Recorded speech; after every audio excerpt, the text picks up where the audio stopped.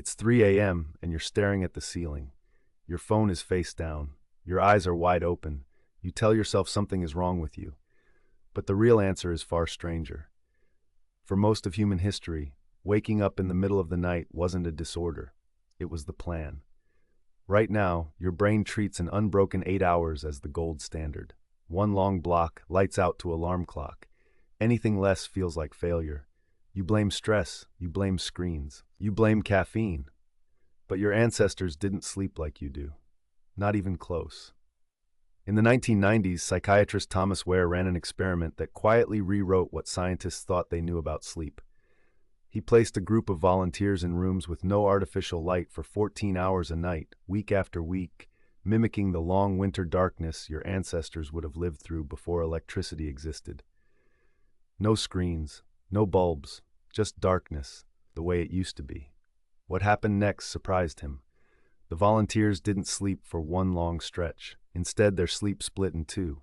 They dozed for about 4 hours, woke up calm and alert for 1 or 2 hours in the middle of the night, and then drifted into a second 4-hour block until morning. Ware called it biphasic sleep. 2 phases, split by a quiet window in the dark. That quiet window wasn't wasted time. It looked, in some ways, like meditation. Around the same period, historian A. Roger E. Kirch was digging through something completely different. Centuries of diaries, court records, and medical texts from pre-industrial Europe. He wasn't looking for sleep patterns. He found them anyway. Buried in Old English documents, he kept running into 2 strange phrases: first sleep and second sleep.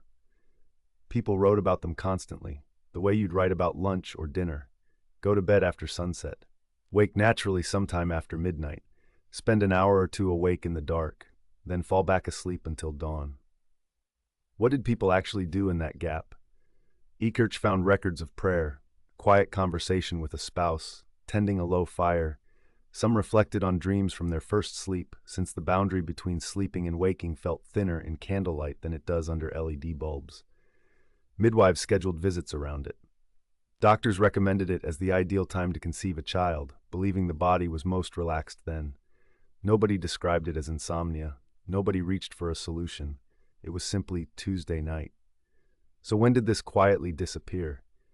Historians point to a slow creep of artificial light, street lamps in the 1700s, gas lighting in the 1800s, electric bulbs by the early 1900s.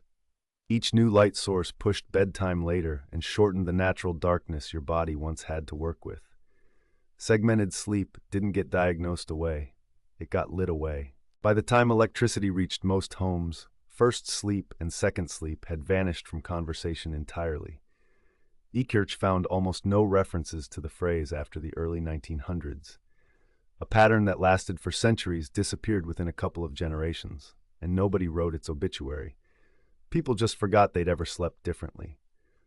But is this really how humans always slept, everywhere, forever? That question needed a different kind of evidence. Not diaries. Living people. In 2015, neuroscientist Jerome Siegel led a study that tracked sleep in 3 modern hunter-gatherer and pre-industrial societies: the Hadza in Tanzania, the San in Namibia, and the Tsimane in Bolivia. These are communities with no electric light, living close to how humans lived for most of the species' existence. His team expected to find segmented sleep. 2 neat blocks, just like Ware's volunteers. They didn't find it.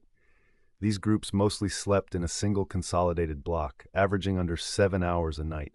No universal midnight waking ritual, no global rule carved into human biology. So which version is true? The candlelit Europe of first and second sleep, or the unbroken nights of the Hadza? Both, it turns out. Sleep isn't one fixed program running underneath every human culture. It's flexible. It bends around your environment. The next time it's 3 a.m.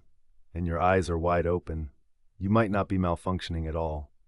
You might just be remembering something your body never fully forgot.